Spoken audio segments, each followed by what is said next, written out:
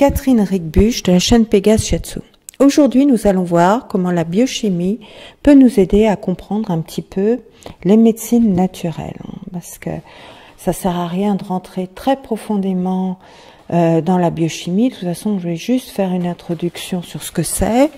Il n'y aura quasiment pas réellement de molécules dessinées, juste des principes de base. Après, soit vous me demandez d'aller plus loin, je peux faire, j'ai quand même une maîtrise de biologie, génétique moléculaire et biologie cellulaire, donc j'ai étudié de façon très poussée, même si j'ai un peu oublié, je peux m'y remettre sans problème.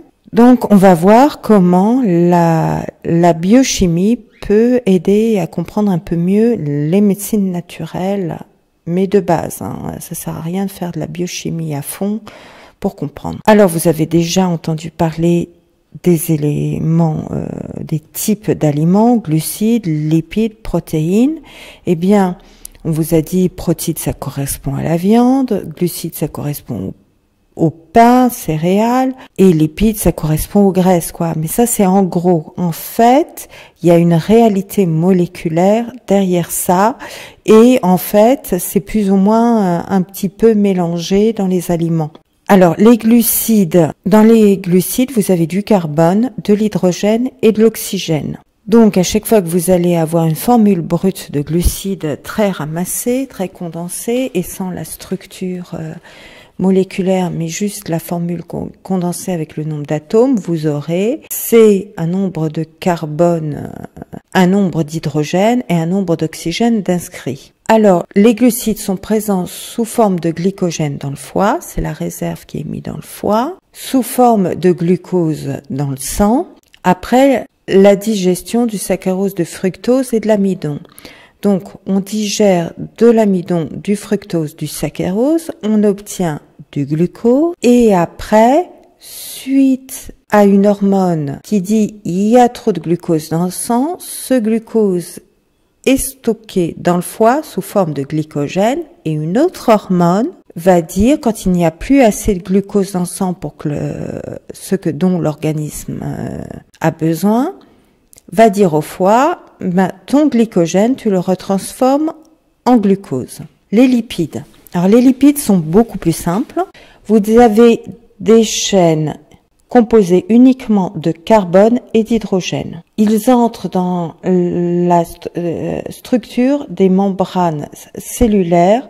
Vous en avez beaucoup au cerveau, puisque le cerveau contient beaucoup de corps gras et des masses adipeuses. Et dans tout ce que l'on peut vous raconter, normalement sur les huiles, vous avez entendu dire, c'est mieux les huiles végétales que les corps gras animaux, parce que les huiles végétales sont insaturées.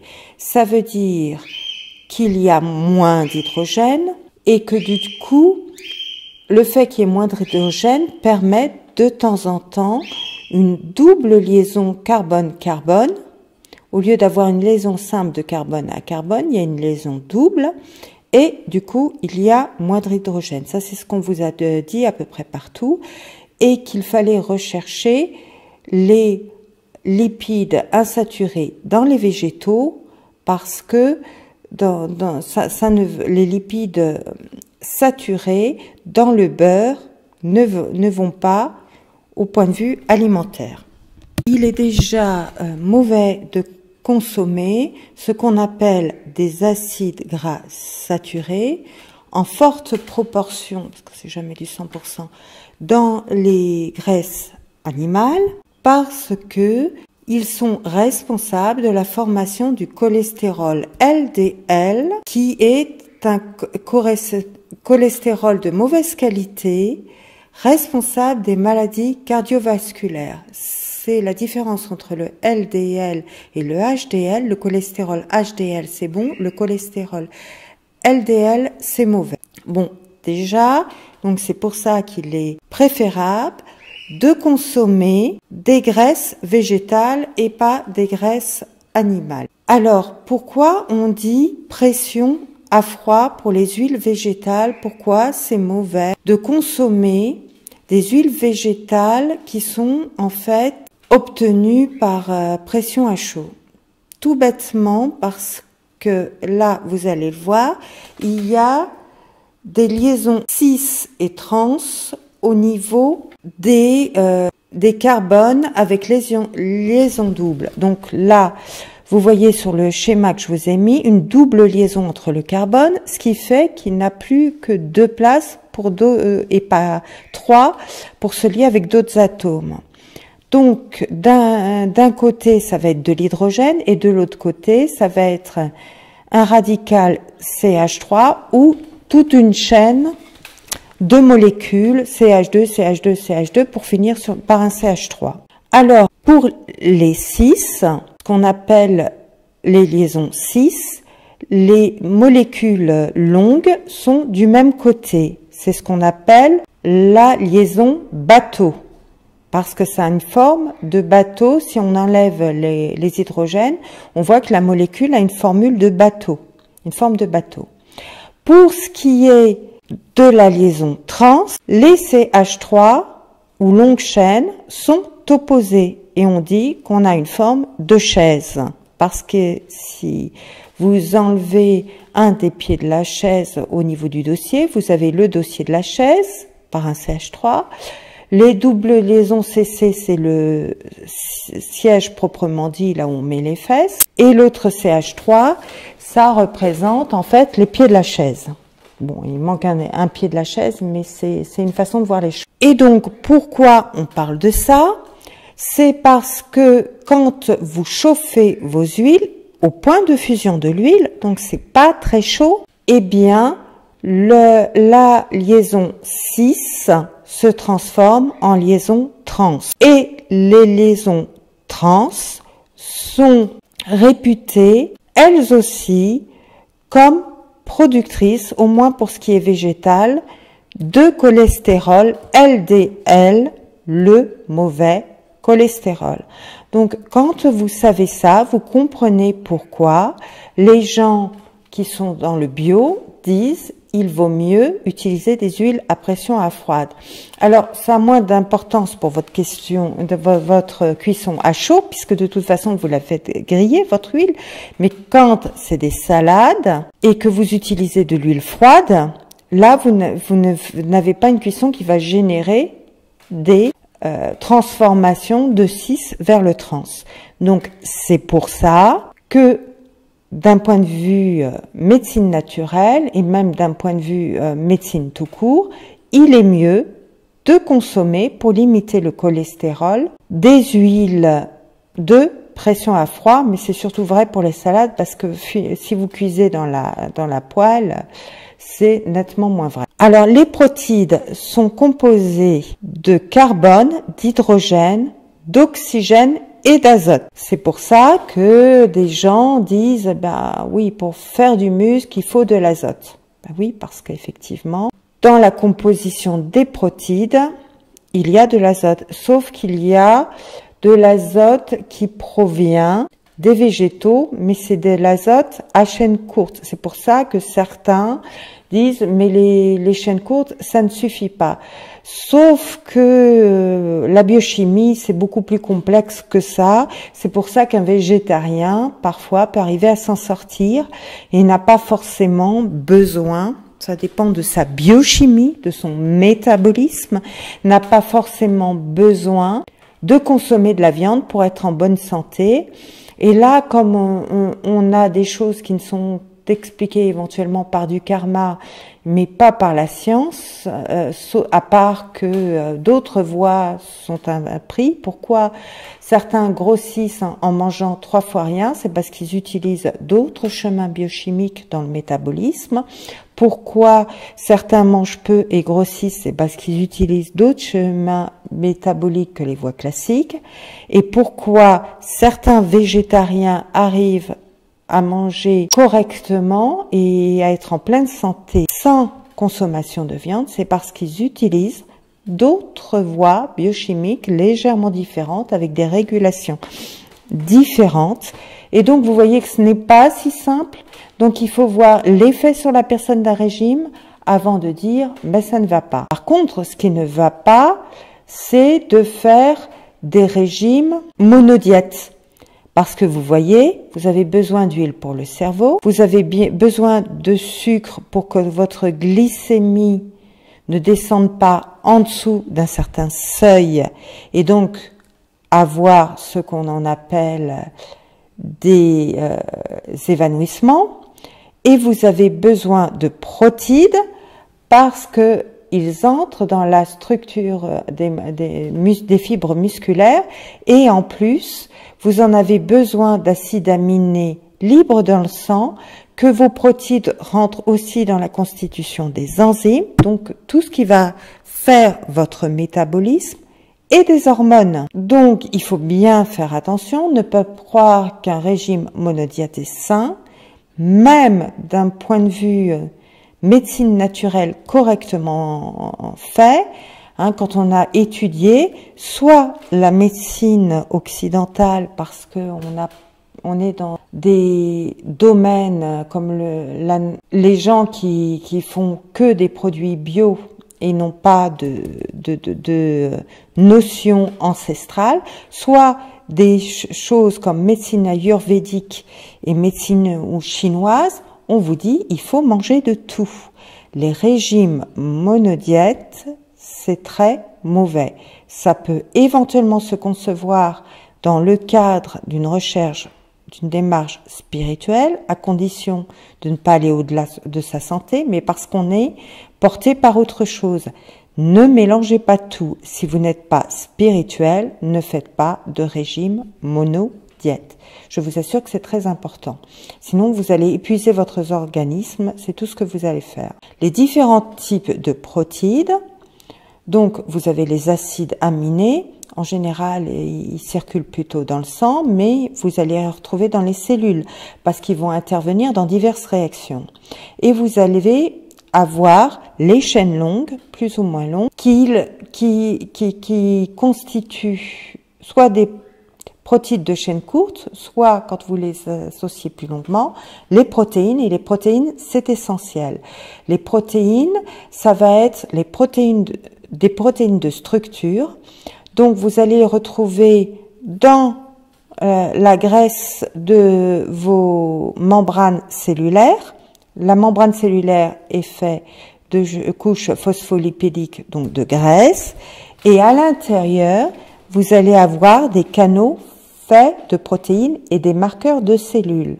Les marqueurs de cellules, c'est ce qui permet de reconnaître la cellule ou ce qui permet d'avoir un message chimique. Les canaux, c'est ce qui permet, le long de vos nerfs, de faire circuler l'information nerveuse par des phénomènes, parce que c'est des déplacements d'ions qui créent un phénomène électrique tout le long du nerf. Et si vous n'avez pas ces canaux, ben, il y a un problème. Donc les protides, on en a besoin. Ça produit aussi les enzymes de dégradation et les hormones qui vont circuler et vont véhiculer de l'information. Donc vous voyez qu'il n'y a pas que les fibres musculaires, et en plus les fibres musculaires ne se dégradent pas comme ça, bien que certains aient dit « Ah ben votre cheval, je l'ai manipulé, faut qu'il se démuscle pour pouvoir se muscler dans le bon sens. » Ben non, ça n'a pas de sens, parce que le cheval, s'il est vraiment d'un bon tempérament à s'agiter tout seul, ce qu'on appelle un tempérament bois par exemple, en psychologie chinoise, ben tout seul, il va se muscler. Hein. Moi, j'ai connu une jument musclée à l'envers, hein, qui s'appelait Amande. Et ben, c'est jamais démusclée tout quand elle était 2 ou 3 mois auprès. Alors ils vous disent 6 mois, mais non, non, non. Vous vous démusclez pas, hein, parce que les protides sont la dernière soupe qui est puisée, et c'est vraiment puisé quand l'individu crève de faim. Donc, ce n'est même pas... ce qui est envisageable, c'est de diminuer les protéines, ou alors d'essayer un régime végétarien, mais ça marche parce que vous allez utiliser des plantes azotées, les légumineuses, qui vont vous apporter cet azote sous une autre forme. Donc, il faut recommencer à manger comme les anciens, quand on envisage un régime végétarien parce qu'il vous faut quand même de l'azote. Les acides nucléiques, c'est ce qui contient l'information génétique. Vous allez entendre parler d'ADN qui est dans le noyau de la cellule. La cellule est composée d'une membrane qui renferme tout. Et dans cette membrane, il y a un liquide qui s'appelle le cytoplasme. Et à l'intérieur, il y a un noyau qui contient exclusivement de l'ADN. Mais dans le cytoplasme, c'est-à-dire la partie liquide de la cellule, vous allez avoir de l'ARN. L'ARN qui va permettre le codage de votre ADN en protéines. Parce que qu'est-ce que c'est qu'en fait l'information génétique? Ce sont comment sont stockées sont codées vos protéines. Ce n'est que des protéines. Vous n'allez pas fabriquer des lipides ou des glucides à partir d'une information génétique. Vous allez exclusivement fabriquer des protéines. Alors la composition de l'ADN, qu'on voit un peu, même si ça ne va pas nous servir grand-chose ici, c'est composé de phosphore, c'est composé de bases azotées, la guanine, la thymine, etc., qui sont responsables, c'est les bases nucléiques azotées qui sont responsables de l'information génétique, contiennent du carbone, de l'hydrogène, de l'oxygène et de l'azote, mais pas comme sous forme protéique, sous forme d'un noyau azoté, c'est-à-dire que la molécule va faire une boucle, exactement comme les glucides. Je ne l'ai pas dit, mais les glucides, ils sont en forme de boucle, alors que les protéines sont sous forme linéaire et les lipides sont sous forme linéaire. Et un pentose, qu'est-ce que c'est? C'est un ose à 5 carbones, alors que les autres sucres vus dans l'organisme sont sur des bases, comme le glucose, c'est une base à 6 carbones. C'est un cycle à 6 carbones. Alors, on va parler un peu des différents cycles avant d'en venir à des choses un peu plus concrètes. La photosynthèse. La photosynthèse, c'est la transformation exclusive des plantes du CO2 vers l'oxygène. Que font les plantes? Elles transforment grâce à deux phases, la phase dite claire et la phase dite sombre. Je n'en dirai pas plus pour le moment, qui se font en même temps, mais pour d'autres raisons. Il y en a une qui est appelée claire et l'autre sombre, qui se trouve dans des petits éléments qui s'appellent le chloroplaste. Donc le chloroplaste, c'est plus petit qu'une cellule, ça contient de l'information génétique, en plus de celle qui est enfermée dans le noyau, qui est totalement indépendante de celle qui est dans le noyau de la cellule.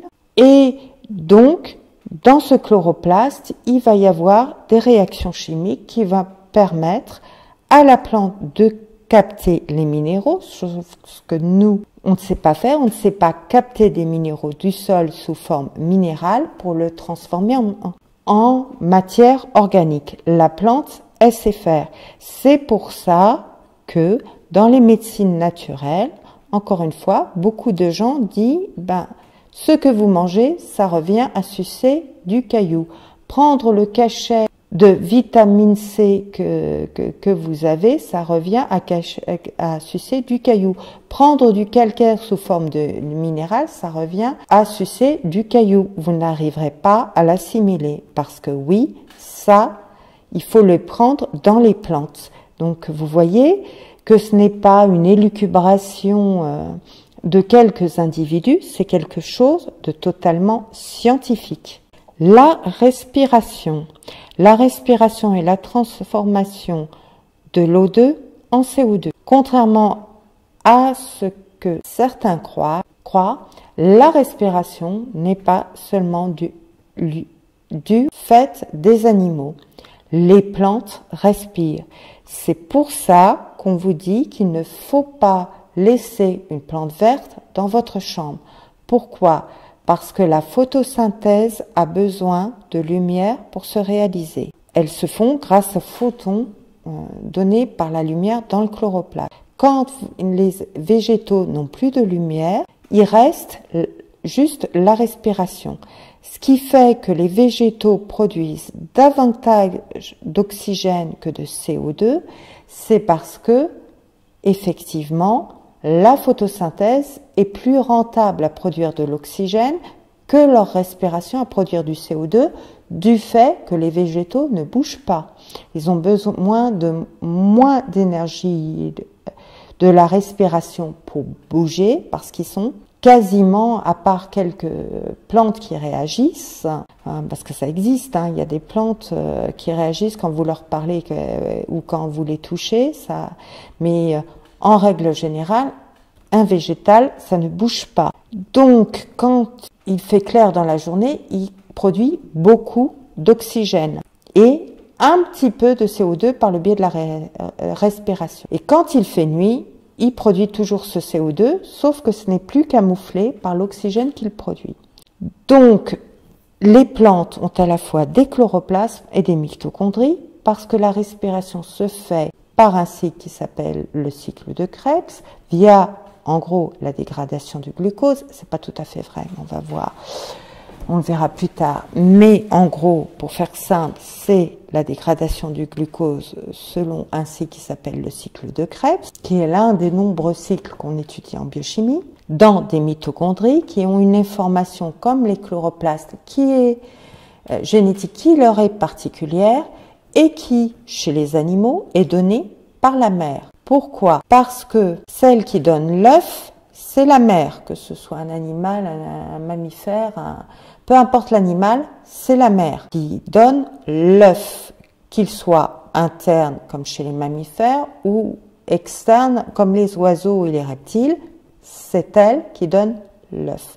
Le mâle ne donne que le noyau du spermatozoïde, ne rentre même pas le peu de cytoplasme qu'il y a dans le spermatozoïde. De toute façon, il en a très très peu. Donc, du coup, comme l'usine de la cellule a fabriqué, a utilisé la dégradation du glucose en consommant de l'oxygène et produit du CO2, ça c'est une production d'énergie, eh bien, c'est une faculté dont la rentabilité vous est donnée par votre mère. C'est pour ça que dans certains élevages, on dit « moi, je préfère valoriser la mère pour des raisons sportives ». Le père comme la mère vont donner l'aspect génétique des fibres musculaires, mais la capacité à produire de l'énergie à partir de la dégradation des molécules vont être données par la respiration, et c'est pour ça que beaucoup d'éleveurs valorisent aussi la jument ou la mère plutôt que l'étalon, parce qu'un étalon, vous en avez besoin que d'un. Les femelles, vous en avez besoin de beaucoup, mais il peut manquer quelque chose, alors qu'un étalon peut ne pas avoir de capacité lui-même à la sportive. Ses capacités, par le biais de la respiration, peut être apportées tout bêtement par la mère, et c'est pour ça que des produits qui ne sont pas sportifs du tout, des étalons qui ne sont pas sportifs du tout, peuvent quand même créer des champions. Pour faire simple, parce que dans la réalité, c'est quand même un peu plus compliqué que ça. Alors, la dégradation, la création d'ATP, qui est la molécule énergétique de l'organisme. ATP, c'est adésine triphosphate. En fait, qu'est-ce qui va se passer? Il va y avoir dégradation de votre glucose, soit à partir de cycle de Krebs en consommant de l'oxygène, soit à partir de la fermentation lactique en l'absence d'oxygène, c'est ce qu'on appelle l'anaérobie. Et c'est pour ça que quand on court vite, on est plutôt vite, et sur un temps court, on est plutôt en cycle de Krebs parce que tout l'oxygène n'est pas consommé, et donc on peut vivre sur le cycle de Krebs jusqu'au bout puisque c'est un effort violent mais court, et c'est même là que votre muscle cardiaque va s'améliorer.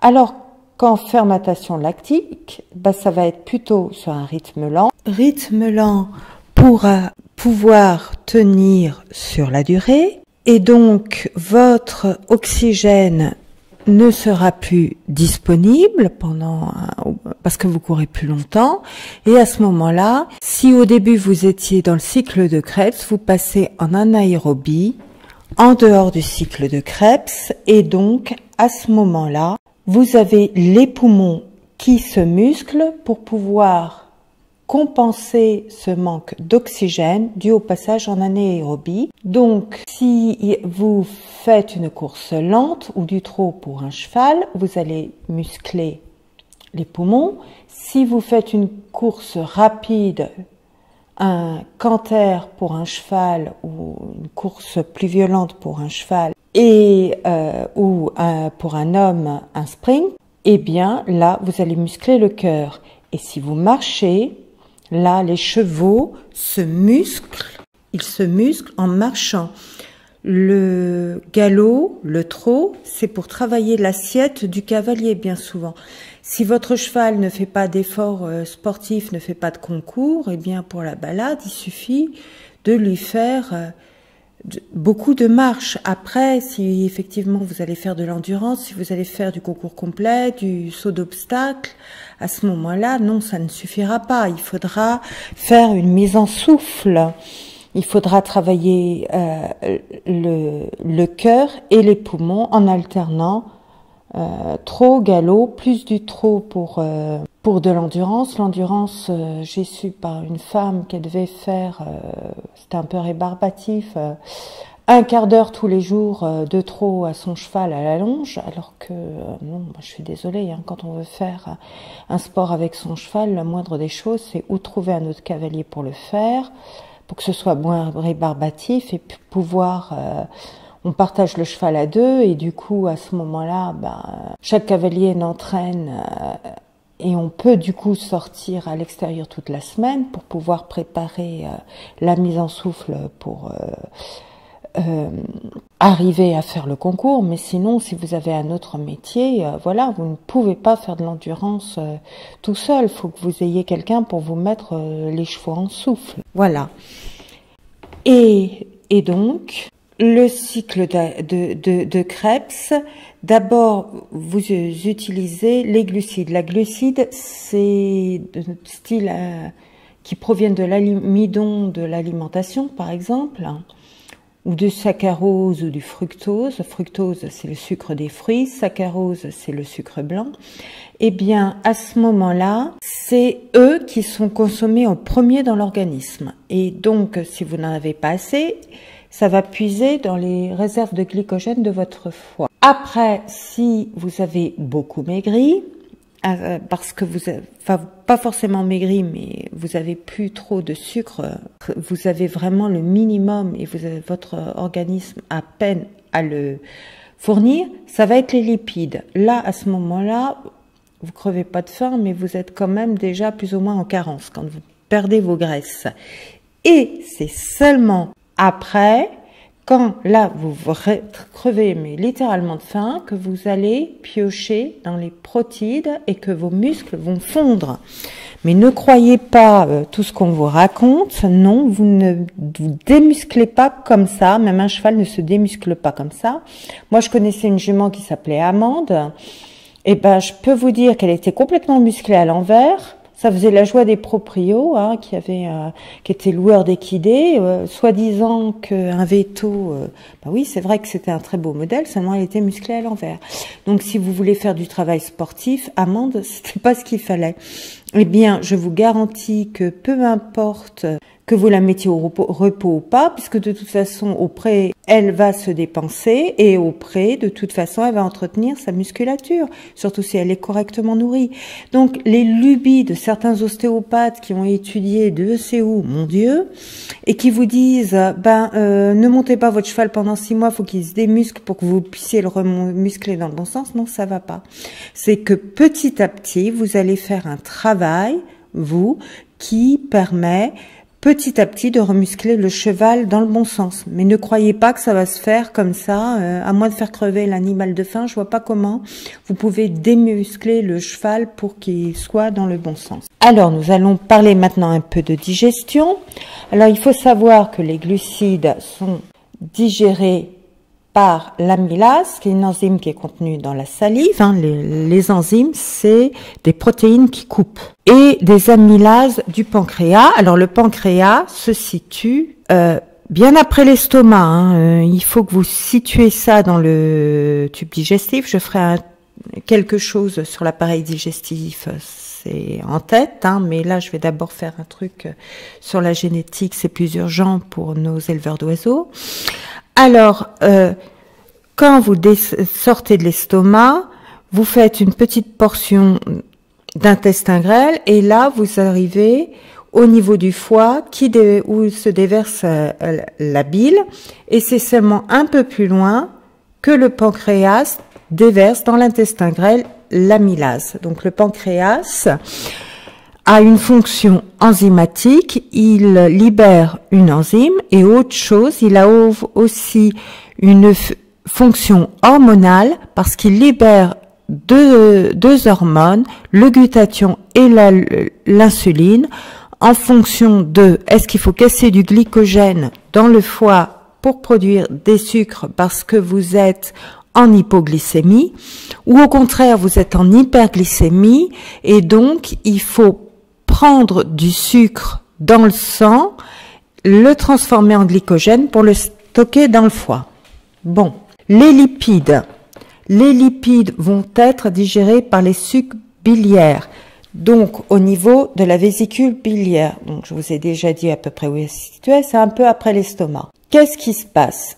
Eh bien, l'estomac est quelque chose d'acide. Vous le savez, tout le monde a des remontées acides, tout le monde en parle, et on mâche des pastilles qui soi-disant soulagent et font plus de problèmes qu'autre chose. Ben, c'est dû à une hyperacidité de l'estomac. Et en fait, ce qui se passe, pour digérer vos protéines, votre estomac libère des choses très acides. Et pour que le bol alimentaire ne soit pas trop acide, vous avez les sucs biliaires qui sont relargués un peu plus loin après l'estomac, qui vont régler le pH pour que ce soit neutre, pour pas que vous vous brûliez les intestins. Donc voilà, forte base après un fort acide. Après, les sucs biliaires, en fait, ils font une émulsion des acides gras, ils les piègent, et c'est à ce moment-là que vous avez création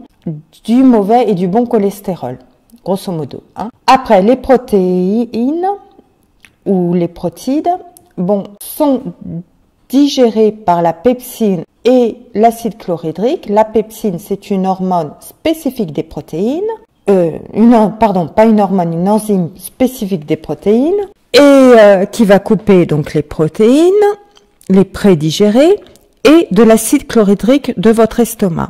Après, ça ne suffit pas, il va y avoir d'autres enzymes comme la trypsine et des enzymes, des exo- et endopeptines qui vont couper le bout de vos protéines ou à l'intérieur de vos protéines, ça dépend de la spécificité de ces enzymes. Donc, vous voyez, c'est bien de comprendre trypsine et autres enzymes dans l'intestin grêle.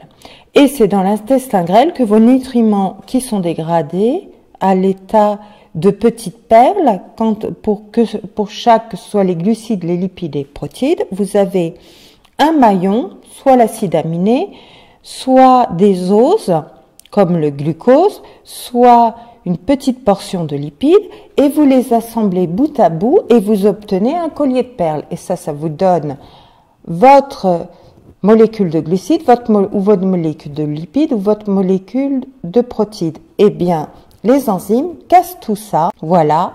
Et il y a une mastification, il faut bien faire de la mastification, parce que plus vous mastiquez, plus la réaction enzymatique va se faire rapidement, parce que vous aurez prédigéré en cassant les fibres. Vous n'aurez pas cassé les glucides, les lipides et les protides, mais vous aurez cassé ce qui les relie, vous les aurez séparés, les différentes molécules les unes des autres, par la mastication.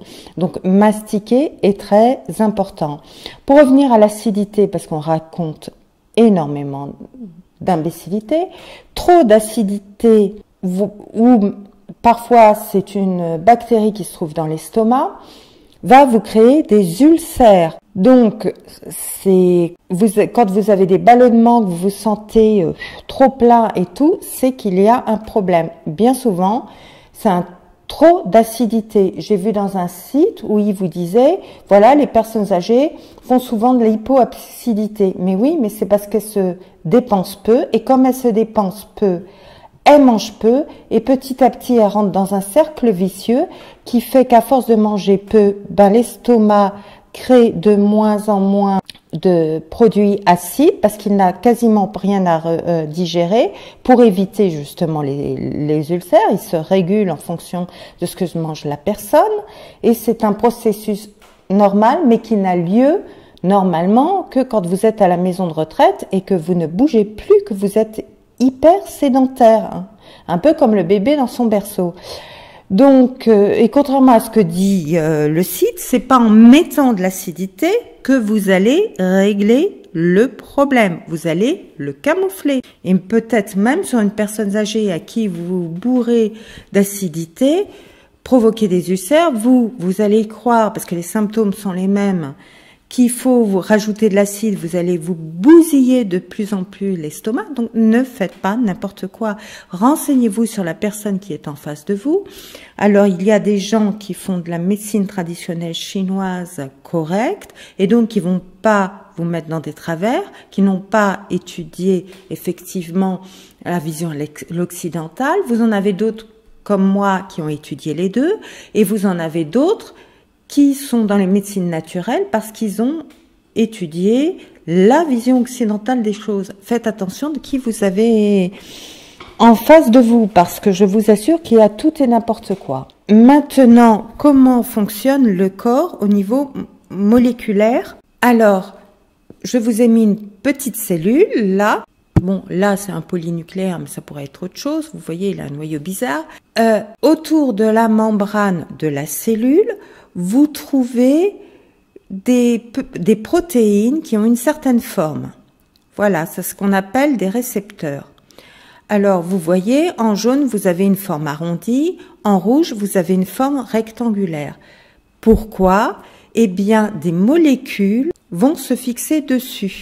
En fonction de la forme qu'elles auront, soit le complément du carré ou rectangle, soit le complément du cercle, elles vont se fixer spécifiquement sur l'un ou l'autre. C'est comme ça que fonctionnent beaucoup de molécules. Les enzymes servent comme ça de réceptacle à leur substrat avant de les transformer. Bon, si vous voulez que je vous en dise plus pour les enzymes, on fera ultérieurement. Mais c'est aussi comme ça qu'ont lieu les réactions hormonales. Et il est important de comprendre ça parce que pourquoi les hormones qui sont enlevées de leur contexte deviennent potentielles de cancer? Parce que déjà, dans l'organisme, elles le sont. Quand les hommes vieillissent, ils produisent beaucoup d'androgènes, plus que nécessaire, surtout qu'ils ont une sexualité qui diminue. Donc, ils produisent plus d'androgènes que nécessaire à leur sexualité. Qu'est-ce qui se passe? Les androgènes, la testostérone, va se fixer sur ces fameux récepteurs de la prostate. Et donc, des récepteurs spécifiques qui sont sur la prostate parce que la prostate doit réagir à la testostérone pour produire du liquide séminal qui sera ensuite envoyé dans le canal déférent et le liquide séminal recevra les spermatozoïdes produits par les testicules. Eh bien, qu'est-ce qui se passe? Le problème, c'est que cette hormone en excès, quand elle est en excès, quand elle est au-delà du besoin sexuel de l'homme, eh bien, elle produit une information qui stimule, au lieu de stimuler la production de liquide séminal dont il n'y a plus besoin, demande à la cellule de se développer, de se développer, de se développer. Voilà, ça devient quelque chose soit de non cancéreux, mais une masse qui augmente, soit il y a une potentialité de cancer, ça dépend de l'individu, ça dépend d'un tas de choses, d'un vécu, à quoi d'autre il a été soumis. Et donc, c'est pour ça que on bloque parfois ces récepteurs par une autre molécule. Bon, et c'est aussi à ce niveau-là qu'on va faire de la castration chimique. Alors, c'est une question de castration chimique ou réguler le cancer, c'est une question de dosage. Et puis aussi, quand quelqu'un a vaincu son problème de cancer, ben on va arrêter, quoi. C'est pas quelque chose qui va durer dans le temps. C'est pas forcément un traitement à vie. Alors que chez le délinquant sexuel, le traitement, d'abord, il sera à vie et il sera certainement plus fort. Donc n'ayez pas peur de ça. Il vaut mieux, de toute façon, avoir un peu moins de sexualité et puis survivre. Vous pouvez, en ayant une sexualité simplement réduite, et puis voilà, de toute façon, en vieillissant, on a besoin encore de ce genre de choses, mais moins. Et petit à petit, voilà, vous allez vous débarrasser de ce traitement. Ça, c'est à voir à les médecins, pas avec moi, parce que moi, je ne gère pas ce genre de choses. Donc, vous voyez, tout ce qui est récepteur de ce type, ça va se retrouver au niveau des neurohormones, au niveau des hormones. C'est quelque chose au niveau des traitements qui est très utilisé en psychiatrie, pas seulement d'un point de vue sexuel, de tout ce qui a à voir en régulation hormonale, et c'est très vaste, ça va jouer. Donc, comment voulez-vous, si vous n'êtes pas conscient de ce que c'est qu'une enzyme, ce que c'est qu'un récepteur, comprendre ce que vous fait votre médecin? Voilà. Donc, c'est pas une obligation, mais des fois, il faut peut-être un peu vérifier ce qui se passe parce que vous vous sentez mal pour un traitement. Alors là, à ce moment-là, vous allez vous renseigner. Vous n'allez pas dire « je m'en fous, jetez ça aux orties ». Non, vous allez un peu vous renseigner, essayer de comprendre un peu votre traitement pour aider le médecin, en dialoguant avec lui, à réguler votre traitement. Je vous remercie de m'avoir écouté.